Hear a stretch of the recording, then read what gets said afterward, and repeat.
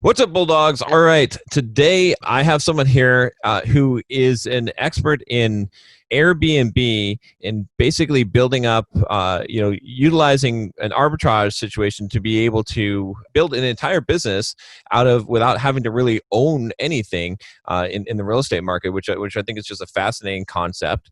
And I was watching some of his videos, and I really was intrigued by his story. So I want to welcome Sean here. And Sean, why don't you tell a little bit more about yourself and kind of give a quick intro? Yeah, thanks, John. Yeah, long story short, serial business owner, boring businesses before this, like newspaper industry, boring. Okay. Fell into an opportunity late 2014 where I rented some apartments to relocate employees, relocation package kind of thing. And they moved out of 2 furnished apartments, and I had 10-month-long leases left, and I just had to pay the rents.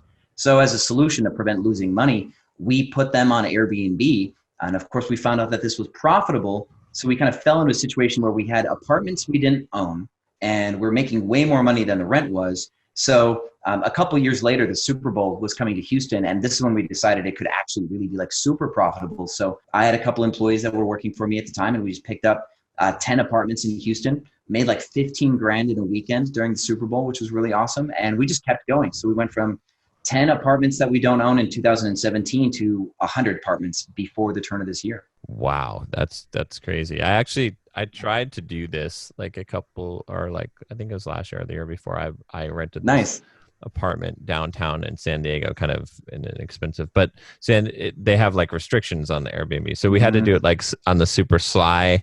Like we had all these, we tried to automate everything, and we ended up getting busted by the building like several times. So then it was like, it just ended up not being worth it with the risk there.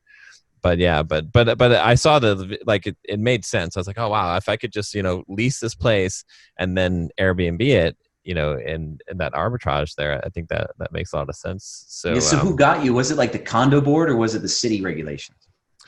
It was the building, because it was actually an apartment building. It was one of the big, probably owned by an REIT, like one of those big developments. So and I think what it was actually, I think a friend turned us in. No, that was a business partner that we originally went in with, like 3 of us, right? And one of the guys just wasn't doing anything. So we kind of said, okay, we'll take you out of the deal. But he already put his money in, and we're like, okay, well, if we make money and when we have money, then we'll pay you out. But if you're out of the deal, you don't just get your money back. I think he was not happy about that. And it was only like I know there are people who are successfully hosting in San Diego, so I'd be surprised to hear that it just all completely fell apart. But San Diego does have some city regulations, and then condo boards and HOAs have their own rules also. So you definitely do have to navigate around a couple things in San Diego. But a bad business partner will do you in too. So, yeah. But the idea has always fascinated me. I mean, obviously, I didn't make it work. It was somewhat profitable, right? So but I just shut it down. But the idea stuck with me. I was like, okay, this could really work. Like if you did this at scale, you can make some pretty good money. So what's the key then? Like, how do you do this at scale? Sure. Well, I guess you could say there's a few keys depending on what you mean exactly, because like short-term rentals, Airbnb as a whole, at scale is in-housing staff, right? So if you have 10 or 20 or 40 properties, single-family homes or apartments, if you're paying external companies like a housekeeping service, they charge you a markup. They make a profit off your business. But if you in-house your own housekeepers, you in-house your own customer service staff, your own operations, your cost of operating goes super, super down. And then, of course, learning all the hotel best practices like revenue management. A lot of hotels have a revenue manager. And so you really have to look at that aspect of optimizing occupancy and earn margin in order to make the most money. So just in the general space, I think those are 2 big things, is in-housing all of your systems and then learning revenue management. In the arbitrage side, there's a lot of negotiations. You're looking for a building that you can make a presentation to. You want it to be a mutual agreement between you and the building and get them stoked on your idea. And you want to come in favorable, because arbitrage is essentially getting something that you can flip for more. And if you do a good deal with your negotiation with a landlord, you can get lower rents, free rent upfront. That's one of my favorite things. You get like 2 months upfront for free, no security deposit. So I just put all my capital into furniture, and that's my only cost to get in. And by doing that, you can, of course, can snowball your business super fast because it takes almost no money to get started. You could even, put furniture on credit, year no interest kind of thing too, if you wanted to. So for arbitrage, that's the things like really, making good presentations to landlords and negotiating the best deal possible. Okay. Now, I suppose I was thinking because I'm a landlord, right? I own a lot of buy and hold properties, and I'm trying to think from my position, why would I negotiate with someone who's going to run an Airbnb business? But I guess the thing is that if you're running, I own commercial property as well. And one thing about commercial property is they just always pay and there's no problems, and they don't ask for anything, and they don't, it's just it just runs. And so I suppose that's the negotiation that you have, is to say, okay, well, I'm going to operate this Airbnb business. And so, you're always going to get your rent. It's never going to be late, never going to be a problem.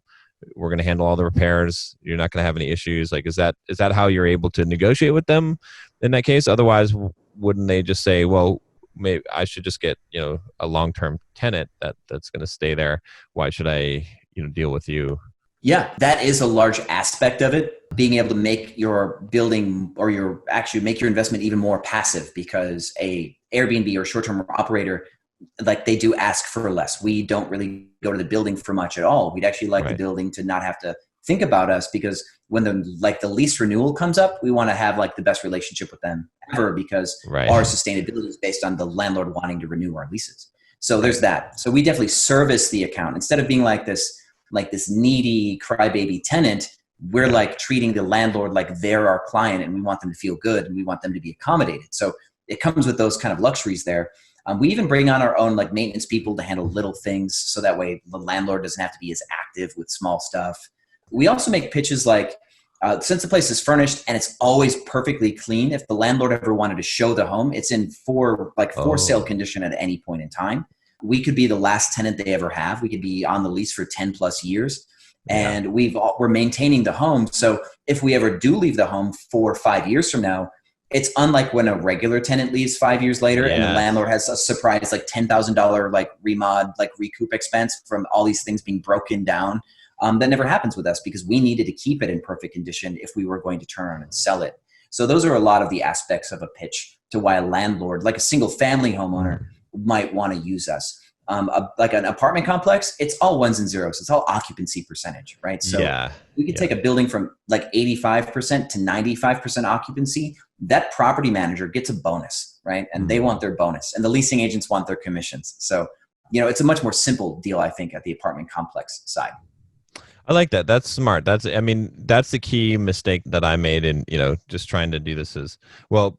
I think one of them was just trying to do this as a side thing. Just, I think that I needed to devote a little bit more effort than I was, because I was already trying to run a couple of businesses, and I was like, okay, we'll just do this as an easy, quick way to make money, and wasn't really, and then I think the other problem is, like you said, is that it was a secretive thing. It was go across the street and the lockbox is on the fire hydrant, or behind the fire hydrant over there, and when you go in, say that you're a guest, and go in the back door, and don't bring your luggage to the front, and I think having just negotiated with the landlord or the building would have probably been a wiser decision. So. It's a lot harder to sustain a business that you have to low key run like that. I did a video on my YouTube channel called what is ghost hosting, and that video was inspired because there was actually a guy in Houston that stole my identity so he could Airbnb at the same property that I had property in. He basically he actually ended up on CNBC in an article. This guy still hosts to this day. It's crazy. Wow. Yeah, his name's Terry. So if you've seen a CNBC article quoting a guy named Terry, this is the guy. What he did is he picked up a couple leases at the same high rise as me in Houston. He furnished them as close to as I did as possible. He copied my Airbnb profile down to my photo of me. So his thumbnail was the same as mine. Copied the description. Everything was identical. So his goal was to get the building to think that they were my listings, the same ones we negotiated, because everything was the same. So, but on Airbnb, when a listing is booked, it's no longer searchable. So people were booking his property thinking it was me, one of mine, And so he got caught because one day, like a couple flew in late from Korea, and they got one of those super weird key things that you talked about. Go to the restaurant down the street, pick up an envelope with the key. He actually manufactured fake keys because they were electronic, so he wouldn't get caught. And the people from this different country didn't understand all the instructions. So they went to concierge going, hey, we need to get into our Airbnb. And then concierge called me because they saw my photo in the booking. Oh, yeah. Like, hey, your guest can't get in. I couldn't find the booking. They're like, we don't have this guest. So I actually had to I called Airbnb, I called the police. I had to book a reservation on his to find out who he was. I reverse engineered his phone number and found out his name. I called him. He's like, Sean, so cool to talk to you, man. How do you do it? I'm like, what? No, hold on, back up. I'm calling you to let you know you're committing fraud. Right. She's like, don't. It's not a big deal, dude. I just how do you It was bad. The guy was kind of a nut job, but so ghost hosting, that low key, it's just not sustainable. You do eventually get caught. I mean, you can make some good money. People in New York make so much money ghost hosting that even if they just blitz one up for a few months at a time, they could pocket 15 grand in profit in a few months. And they're like, okay, cool, I'm out. So it happens all the time. Okay. Yeah. That's interesting. It's really interesting with Airbnb too. I have gotten several times credit card charges from Airbnb on my credit card of someone who had booked a reservation with my credit card. No joke. And I've got, it must have been because there must be something with something with the profiles or something where people look you up and then and I did not have any help from Airbnb. They were like, you need to file a chargeback. I was like, really? That's how you deal with fraud? But they're probably insured. All their stuff is insured. File chargeback. They've got probably insurance for stuff like that. There was a couple years where identity theft was really, really bad.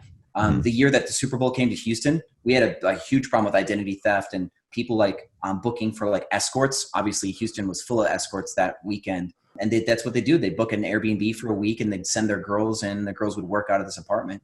Airbnb did squash that eventually, but it became a thing for a while. Yeah. Now with now the thing that I think appeals to, right? Because I talk a lot on this channel about real estate investing because I've been investing in real estate for about 20 years and I do a lot of buy and hold type of real estate investing. But I think a lot of the people that'll be watching this, they don't have the 20, 30 grand to invest, to put 20% down on a property. So it's always kind of stopped them from doing anything in the real estate market. But that's one of the reasons why I wanted to get you on the channel is because, really anyone could do this, right? It's sure, there's probably some capital requirements because you have to furnish a place you talked about negotiating deals where if you get, the first 2 months rent free, or you can, you got these concessions and you could essentially use the money or you could probably, figure out a way to make it so that you're buying the property on a 0% interest and then you can pay that off with the first 2 months worth of rent. But that's, is that true? Could someone who's willing to do the work, just about anyone, figure out how to do this and to run an Airbnb business like this? Yeah, it's much more easy to get started, but it's way more active of a real estate play. You could even argue that it's not even a real estate play, right? I ended up in a unique situation where in 2009, before I started my first business, I got evicted. My car got repossessed. I was making payments to an old neighbor for a van I was living in for 4 months. It was pretty bad. And so I wasn't able to get approved to rent somewhere because of my eviction. So I had a leasing agent at a property in Thousand Oaks, California, tell me, hey, Sean, you've got cash, because I just started this company and I had some cash flow. They're like, you've got the cash to prove that you can pay your rent, but we need to approve something else. Why don't you form an LLC for your business? We'll approve the LLC based on the cash that you had, your cash flow. And that was the beginning, but that wasn't even rental arbitrage. That was just, I needed a place to live. And that was 2011. And it didn't really hit me that this was an opportunity to get approved as a business, to do this until years later. But essentially you can negotiate with a building, first month or two free, maybe a $500 security deposit, at an apartment complex, they'll probably do that where a regular landlord wants you to pay first, last in security. And so with $500 down, maybe the cost of an application fee, $50, $75 for the application fee, you can get into that property. And then, finding the furniture is then, of course, your only real obstacle. And if you have the credit, you could, of course, finance your furniture. If you live somewhere at home and you're willing to sleep on an air mattress and go without a TV for a few weeks. Yeah. Your home furniture and put that thing in your rental and just live the ramen life for a few weeks. Do what it takes. My first 3 Airbnbs, if all, like my first 2 properties plus the home I lived in were all 3 Airbnbs. They were on the market. And if all 3 booked, I'd get on Priceline and I'd go book a hotel for like 40 or 50 bucks on Priceline. But I was getting $130 a night for all 3 of my properties. So like I was making money. And so that was kind of like my play is I would sleep somewhere else if all 3 of my places were booked, including my home. So do what it takes at the beginning. And you can do it for very little money if you're willing to do what it takes. Okay. Now, the biggest argument that people are going to say, I know I can read the minds. I know what the YouTube comments are going to say after you just said that. They're like, well, if everybody did that, then it couldn't work, right? That's the whole argument. It's like everybody can't start an Airbnb business. That wouldn't work. But not everybody's going to, would be my response first off. Yeah. Because, I mean, everybody can start like a lemonade stand, but does somebody, does somebody want to? Certain opportunities are fit for certain types of people. So like, I mean, this conversation isn't for everybody. Real estate even isn't necessarily for everybody either. And that's probably one of the biggest things is people don't like taking risks. And especially right now, with this whole pandemic, people are feeling more uncertain and more passive than ever. So very few people would heed this advice. But when you look at the numbers, there's like 7 million plus listings on Airbnb. The total number of people staying in an Airbnb at any one point in time, pre-corona, was like 2.1 million people per day were inside of an Airbnb property or something like that. It was just insane numbers. So if you think about it, if in your city, like 500 people, because of like, just say this one video, 500 people in a city decided to start, doing Airbnb, it might put a dent in total revenue on average per person per month. But the most active operators, the people who really learn the business, will always outperform the people who are just like passive. Yeah. And the truth is, in this space, the opportunity was so easy in 2015 that some people just have like this set it and forget it mentality. People aren't actively running their businesses. They're just like letting things slide. So the people who really want to do well will always do well. There's always an upper tier. Okay, that makes sense. And then as far as if you're getting started, you said one of the keys to bring down the costs is to have your in-house people, which I think that's also great for long-term real estate, right? Because if you can buy a big apartment complex and you can have your own property manager that works for you rather than paying, and you have your own maintenance person, you're going to save a bundle of money as opposed to paying maintenance rates at $55 an hour or cleaning rates at, $30-$40 an hour or whatever. Bringing out a third-party management company, you mean like a Greystar or something like that? Yeah. That's what I have to do with a lot of my properties because I don't have enough property in one place in order to just have my own full-time staff. Yeah. Although I'd like to someday. I think that because I know that would bring down costs. But so same thing here. So if someone is starting out, obviously they're not going to be able to do that. They're going to probably have to hire a vacation management rental company or do they piecemeal the pieces together and say, okay, here's a cleaning person, here's a maintenance guy? I think there's certain things you add at certain phases. You definitely don't need a full-blown vacation rental management company. Okay. Because let's say you have one property and the average length of stay for a person staying in your property is 4 days long. Right. That means that you'll have to clean the property once every 4 days or 5 days. You'll have to really help a guest, twice a week. Right? Help a guest check in. How much time does that actually take? Right? So your burden of work to clean a home twice a week, help a guest check in twice a week, and be available by text to communicate, to answer questions about Wi-Fi, that time burden is super low. You're looking at 4.5 hours of work, 5 hours of work, maybe. So especially if you have a job where you can escape for lunch, you know what I mean? And take a long lunch. If you wanted, you could clean a studio apartment on your own in an hour, right? So if you cleaned it once on the weekend and once on a weekday, and if you weren't available, then you hire a cleaning company and pay them, $50 or $55 per cleaning on days that you're not available. But I tell people, clean your own properties as much as possible when you have 1, 2, or 3. Get up to 5 or 6 apartments and then hire one full-time housekeeper at say $12 an hour and keep scaling. So every 5 apartments, you hire one full-time housekeeper, and that's usually enough work to keep somebody happy. And at about 12 to 15 doors, you can put a property manager type in place on a salary. And of course, your goal would be to say, get to 20 or 25 properties in one tight geographic area, where that one territory property manager can manage like 5 or 6 housekeepers, and of course handle all the inventory like toilet paper and stuff. And that's of course like how you would get to scale.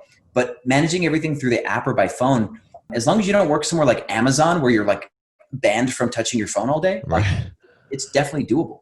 Okay. Wow. I love how you have it laid out like that. That makes it sound really doable. Like the fact that, because at first when you're saying clean your own, I was like, yeah, no way, man. I'm not. But it makes sense. Like I would do that if I were looking for an opportunity, knowing that once I got to 5, I wouldn't have to do it anymore. That would motivate my ass to get to 5 real quick so that I could hire a housekeeper, and then you've got your own full-time person right away. So yeah, I think that's a solid plan. I like that. That's good. If you think about it, by cleaning one studio apartment once a week instead of paying for a housekeeper, that's an extra $200 of profit in your pocket per month, right? And that's what a lot of long-term landlords are trying to get cash flow on a property, right? So by cleaning a toilet once a week will make you as much money as one passive home on cash flow. And so, yeah, if you end up getting to 5 or so properties and you spend a day doing the cleaning on 3 or 4 homes, you really could save $200 or $300 a day. And making $300 a day is a big deal for a lot of people, if you look at it like that. Or you can make your kids do it, and then you can teach pay them discipline. You can pay them, and it's a non-taxable salary, right? If you just pay them $12,000 a year, that's it. And you can argue that you need to know how to do it, because when you write like your process, when you hire your own in-house housekeepers, you kind of need to know what to do. You could pay a professional house cleaning company the first couple of weeks and like shadow them, show up and watch them clean, take some notes, and then start doing it yourself, figure it out, and then hand that off to the person you hire. I mean, paying for a professional is also like paying for school a lot of times. Yeah, that's smart. That's a good idea. Because the next thing I was thinking is like, I have trouble doing my own laundry. Like I don't know about cleaning a studio, but yeah, if that's a smart approach, is you hire a professional company and you say, hey, I'll pay you an extra like half an hour worth of work if you just like train me, show me what you're doing, and explain it, and then take the notes, and then now you know how to do it. Because I wouldn't know. Like I would. If I had to clean the studio, I mean, I could do a half-ass job of cleaning a studio apartment, but not as good as someone who does it all the time. So, okay, that's really cool. Yeah, I like how you have these solutions for people, because I think a lot of people, one of the things that turns people off about these kind of business opportunity type of things is that it's like, okay, you just got to go and knock on doors and get foreclosure properties, or it's like. But you seem to have a really good system for doing all of these things that actually makes it where the average person could actually go and do this. So I think that's highly valuable. By the way, guys, make sure that you check out Sean's YouTube channel. What's the best way for them to find, or what's the URL? It's actually pretty simple to find by the title. It's just Airbnb Automated, but. So Airbnb Automated is the biggest YouTube channel about Airbnb. So you type in Airbnb and Automated just pops up. That's perfect. Good naming. Okay. So yeah, guys, check it out. I'm going to put a link in the description here as well. And make sure you go over there and give them some love on some of the videos. Give some thumbs up. Everyone on YouTube appreciates that, and leave a comment. Let them know you came from here. So let's talk about the big special too. Okay. Our YouTube channel has a free course. A lot of people like to sell courses for stuff, and I'm kind of, I went through a time where I was very much anti-guru. So there's a guy who constantly just was spamming ads on my audience, like buy my Airbnb course. I'm like, this is so stupid. I'm teaching people for free, and this guy's like spending money on YouTube, like buy my course for $2,000 about Airbnb. I'm like, this YouTube channel has like twice the content that his course has. So I'm like, you know what? I'm just going to curate all my videos into a chronological course and make a playlist of like 120 videos. So there is a free course on my YouTube channel, just so that way no other guru can try to convince somebody to go and buy one. Okay. Awesome. Yeah. That's good. Yeah. So guys, check that out. Definitely. And do this. If you want to, cause I hear so many people, some of you guys are complaining. You have every excuse under the sun of why you can't, I can't invest in real estate. I can't do this. I can't. Well, okay. If you're looking to do something, you can just follow these steps here, right? This is something that anyone can do. That's the thing that I really liked about this idea, is that literally anyone can do it. You don't have to have any kind of skill set, or, I mean, you'll develop the skill set, I'm sure, but yeah, anyone could really do this. So let's talk about the big elephant in the room here, which is the COVID-19, right? I hate to. I'm almost trained not to say that word because YouTube will demonetize the video, but I don't really care. Well, thank God they actually remonetized normal channels, so you're actually fine. You're not gonna get like what's a Blair Witch Project did or something. Oh yeah.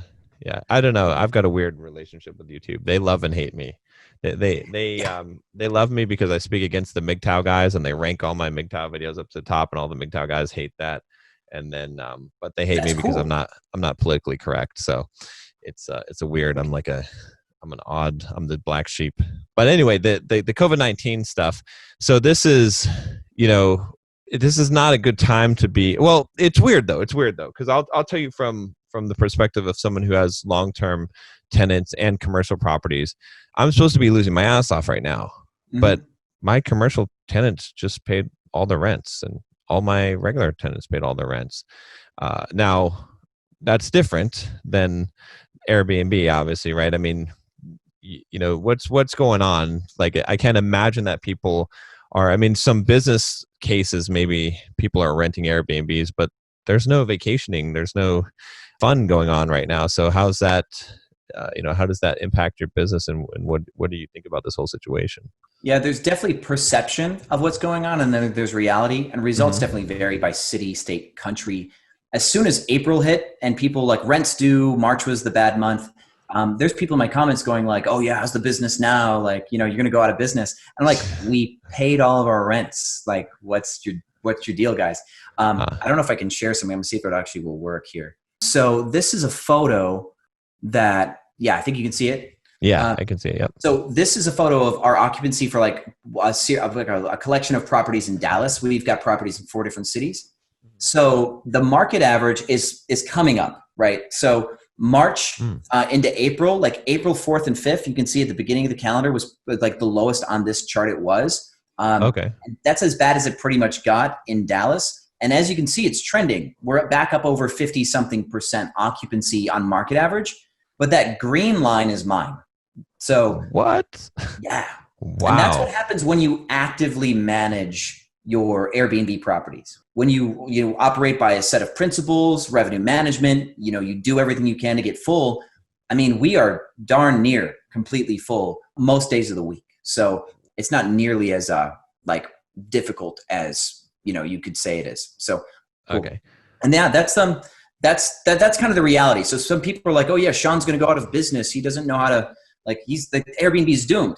Well, places like Italy or Greece or New Zealand, where travel bans stop people from coming in, and there's really no reason for domestic travel for business, then some people are hit super hard. But there's tons of domestic travel between cities in Texas and even through the United States. So, I mean, I have people coming in from Birmingham, Alabama for business and stuff. So we're living on hyper local self quarantines. People who are needing to get away from family for 3 weeks, and then regionalized business travel. We're getting enough. As you can see in that chart, we're doing just fine. Huh. I would have not thought that to be the case at all. That is really, really interesting. Huh.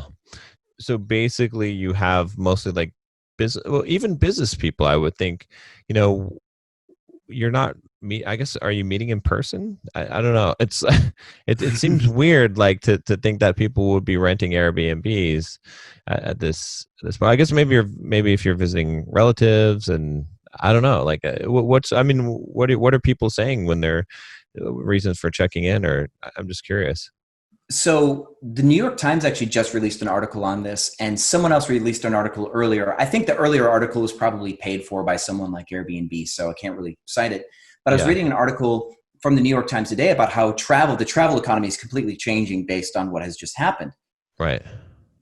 Arguably, and I think the reason why we're still seeing business here too, is social distancing is such a big topic, being able to be safe. And your alternative to travel, if you have to travel, because there's a difference between want and need. If you need to travel, to visit family or for business or stuff, that less discretionary travel, people, their only other option is a hotel, and at a lower price point, like looking for like an economically responsible hotel price. Like, what are your options? Like a Motel 6, Red Roof Inn, like how clean are those? Right? Like Right. those, Yeah. those, some of those places will make you concerned pre-COVID-19, right? You don't want to be in there. Right. So a home has all this square footage, has a kitchen where like restaurants are closed. You can't really go out to eat. And do you even want to go out to eat right now if you could?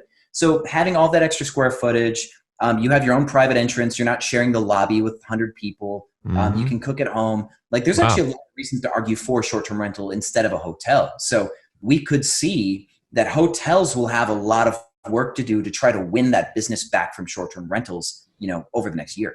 Wow, that's interesting. Yeah. Okay. That's yeah. I suppose that chart did show that the average is still pretty far down, right? The occupancy, but because you're managing your property, I was going to show you a chart from February. Like if I was going to show you prior to, the average occupancy was still 50%. So the thing is, like, not all Airbnb properties get booked, and there's a lot of passive ones. So we saw a drop from like 51% down to 31% at the lowest, but now it's climbed back up over 50% again.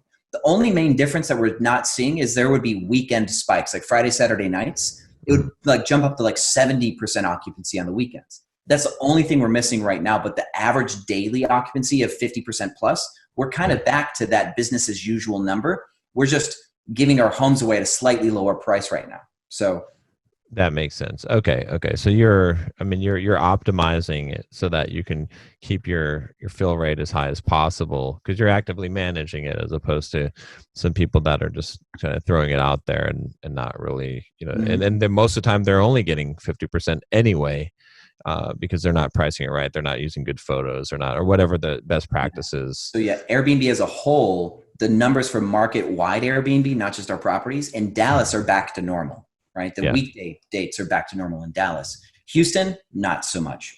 Philadelphia is still a little bit suppressed, but certain cities are recovering faster than others, I guess is the point. But in Dallas, aside from tourism, like weekend travel, it's back to normal, just at a slightly lower rate.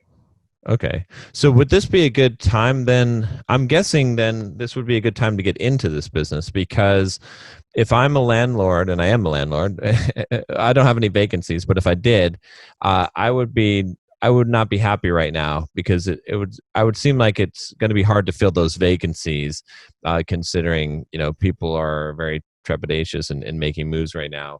So, so I guess there's, and since the prices are depressed, I guess there's not as much competition. So would it be better now for someone? Is this an opportunity for someone to get into this business, to be able to negotiate better with the landlords, get better rent conditions, and start this kind of Airbnb business, or is it worse because of the fact that they can't rent them for as high as they could before? Yeah, it's definitely the time to negotiate the deals, because like you said, landlords are much more eager to get their places full. So now is the time to line up the best deals in arbitrage that you can get. And now won't be the only time. We'll probably see a longer ripple effect of problems with occupancy with landlords, where people were able to pay a couple months of rent, but then their unemployment runs out, or they just run out of savings. So we could see kind of like a more long form default. And then there's the whole forbearance issue, and who knows how that'll affect arbitrage. But when the forbearances come due, I'm sure that'll affect the housing market big time too. So as a arbitrage partner, well, you can tell a landlord, I can guarantee you, if you buy a new property, I can be your tenant. Maybe that's a great way. That's a great move for arbitrage when these forbearances come due and people are looking to buy more property. They just want to know that they have a tenant lined up. You could partner with a landlord in advance. So these types of negotiations are great right now. I wouldn't start my lease today by any means, because of course demand is down. But if I could get the first month or two of rent for free, I would start my lease like in a month here in Dallas. I'd probably still wait a couple more months in Houston, because oil is down too, and that's affecting the business economy in Houston. And then of course it's illegal to Airbnb kind of in Philadelphia right now. Short-term rentals are banned for the pandemic.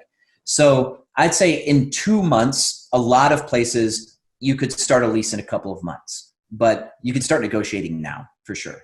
Okay, that makes sense. And now what about, so the other thing, I'm pretty certain, I could be wrong, but I'm pretty certain that we're going to see a big housing market crash with everything going on. I think that there's no way that that we don't go into some kind of recession or possibly a depression. I think, everyone's kidding themselves thinking that printing a bunch of free money and stimulus checks are going to, prop up when we have a 30% unemployment. That's the thing I'm looking at, right? So I'm basically looking at, okay, real estate market has to crash at some point in the near future because of that. Is that a good thing for Airbnb businesses or a bad thing? Because let's say that you have some leases or you've got your Airbnb properties, and then the value of that underlying property cuts in half. Now, historically, that hasn't really decreased the rents. The rents have actually got, in 2008, I remember when my properties got cut in half in value, the rents actually went up at that point. So how does that affect you, or what? I mean, obviously no one has a crystal ball, but how would you imagine that would affect you in this business and in the whole Airbnb business? So we sign multi-year leases, like 2 or 3 year long leases. So in the case that happens, we're locked in at a rent rate already. So if rents go up, that's actually good for us because we got locked in at a rate lower. Right. So we can pick up long-term tenants of people who defaulted on their mortgage and need a place to stay. We could actually move into more medium-term furnished apartment leases with people at a really good profit because the rent market's inflated, which is nice. Right. If we're a tenant on a property that the guy foreclosed on because he just he couldn't pay all of his mortgages and he decided to let a couple go, the tenant could still pay to the bank rent. The bank may not evict the person if rent's coming in. And also know the situation of the building. You might have you might be able to line up a short sale with the property as the tenant, maybe even two. So getting a lot of cash flow from arbitrage could allow you opportunities to buy at the bottom when the time is good too, So I think it gives you position. And if everything absolutely fails, completely just blows apart, the cost of failure on arbitrage is you break a lease and your lease break fee, what is it? A couple months rent with notice, maybe? Yeah. But if you end up upside down on a home, let's say you buy a home for $300,000 and like you said, the prices got cut in half. Now you're in the red, $100,000 on equity. I would rather pay 2 months of a lease break fee than be $100,000 upside down on a home value. Yeah, I guess that's true. I think you can mitigate the home loss if you just are putting 20% down, and then that's kind of the max you can lose in those situations. But still, I mean, you've got a pretty good point on, just it's not very expensive to unwind yourself from a lease. In fact, a lot of times, a lot of landlords don't even pursue lease breaks; they just re-rent it, and then, yeah, because it's so much of a fight to try and get money out of someone who can't pay, basically. Yeah. And so there's the argument about ethically you have to pay it. So you have to look at all the numbers, through the lens of ethics. But in reality, yeah, you're right. A lot of tenants don't pay what they're supposed to on the way out of a property. And you could factor that in if you really wanted to. Yeah, I see. Yeah, I'm talking about it if you're in a dire situation where you couldn't pay it. But if you default, if you have an LLC, you rented all of your properties through an LLC and then everything failed, they have to go after your LLC for the lease break fees. It doesn't go on your personal credit, So at that point too, I mean, it's a business. The business failed. Bon voyage. Yeah. Start a new LLC, try again. Yeah. Okay. That makes sense. That's and then okay. So then here's one question I have too. And I mean, this applies to a lot of businesses, but what do you think about the risk of putting your entire business on, you're essentially dependent on Airbnb, right? Mm-hmm. It's sort of like the FBA sellers on Amazon, right? Yeah, it's exactly. They're at the mercy. So, I mean, if it's not quite as I can't imagine where Airbnb would be okay, you guys that are flipping leases, we're banning all of your rent. But it's possible. I mean, they have the power, or they just don't like you, or someone steals your identity, and and then they do some bad things.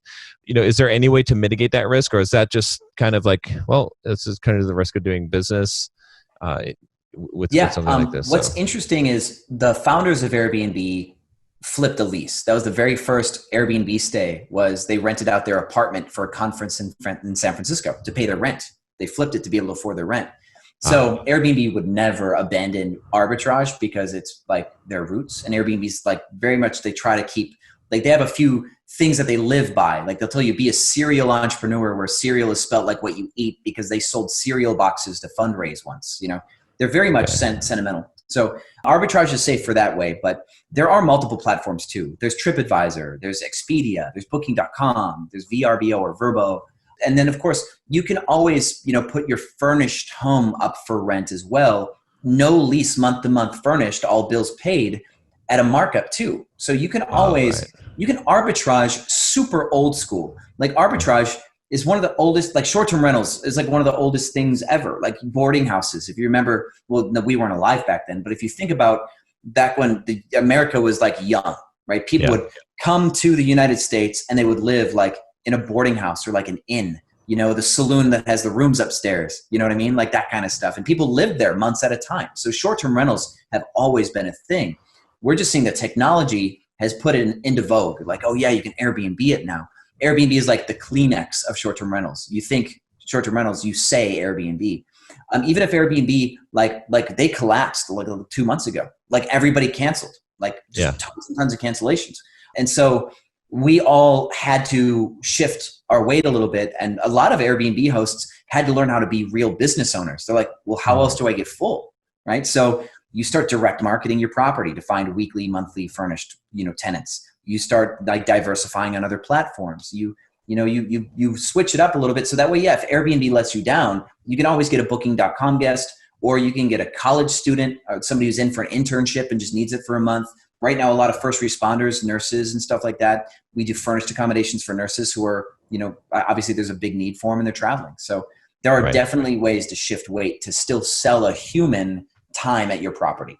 Good answer. Yeah, that makes sense. That's good. Okay, yeah, that alleviates, I think, one of the biggest issues that people have with it. So, and then I think the last objection that I can really think of, you know, I try to think in terms of what will the YouTube comments be. Sure, totally. But is going to be, this sounds too easy.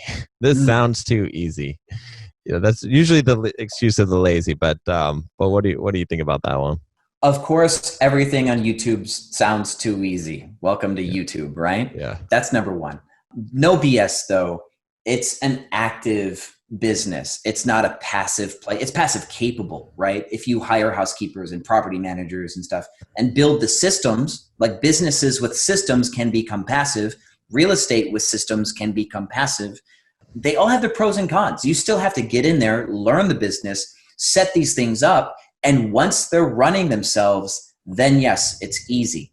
And for some people, this kind of stuff is like, there are so many people doing so many things now that you can't just get into something and be the best. You actually have to like what you do. Like if you are not in something that you like, there's somebody next to you competing just outside of your lane who's not only as experienced as you, but like 3 times as happy to be there competing against you. And that person's the one that wins, right? Right. So I think that easy quotient is really also dependent on how much you like it, how passionate, how curious you are. Of course, I love what I do. So of course, when I talk about it, to me, it's super easy because I don't think there's a thing in this industry that can knock me down because of how, you know, well I view the opportunity. There's probably people who probably hate customer service and don't want to deal with an Airbnb guest. To that person who does not like humans, Airbnb is probably not for them. Amazon FBA could be for them because they don't ever have to like talk to somebody. They just, you know, sell through a portal, drop ship something, and they actually never have to like customer service anybody. You know what I mean? So there will be some people who will say that this is easy, and there will be some people who say that this is hard. And that's, I think, the core reason why is just every opportunity is not for everybody. Yeah, no, that makes sense. So what personally, like, because you've done other businesses, and and now it seems like this is your main big thing, if I'm right. It's my highest revenue business at this point. Yeah, my oldest business is the newspaper industry. I consult for newspapers, help them not die, which and for some newspapers is inevitable. But that's called digital transformation. I help newspapers understand their position digitally and sell audiences on actually paying for subscriptions, online subscriptions, print ones, you know, building sales presentations that get people to understand the value of journalism. That's my oldest business, and it does not make nearly as much money as it used to. Right. But surprisingly, it's still there. And then I built a housekeeping property management company to service my Airbnb business. And then I've got an education products business. I'm also mold and water certified. So I've got a dormant company that does like re-roofing and disaster response, like mold remediation, like floods, stuff like that. So, but this is definitely the highest cash coming through in and out of my bank accounts. Okay. Yeah, I was just curious as to why, like, you'd pick this one, why you're most passionate about, it seems like, about this one, being someone who owns multiple businesses myself, like, what's the thing that, obviously this thing you seem to be really psyched up about, which is good. Because I mean, that's one of the hardest things in business is like, if you're not excited about what you're doing, it's so hard to do it. So.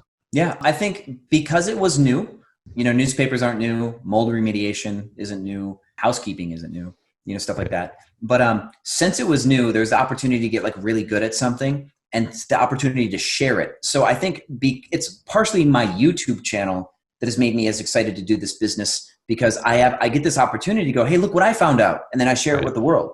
And fortunately, I am one of the very few people on YouTube that will speak transparently about running an Airbnb business without like trying to put up a course paywall. And I get a lot of gratification from achieving something in the space, figuring it out, making it simple, and then sharing it. So I get this really cool positive feedback loop, more than the money, or more than just the fact that I've got managers that succeed. And the coolest thing as a business owner is to see managers thrive and succeed and become really awesome people. I get to see like people grow. In any business, that's cool. But in this business, it's been more simple. Like in the newspaper industry, that industry is chewed up more like top performers than I would care to admit to. It's tough for people to survive. So those are probably the main reasons why I like it, is there's just so much positive feedback in the company, and of course it's social media, YouTube.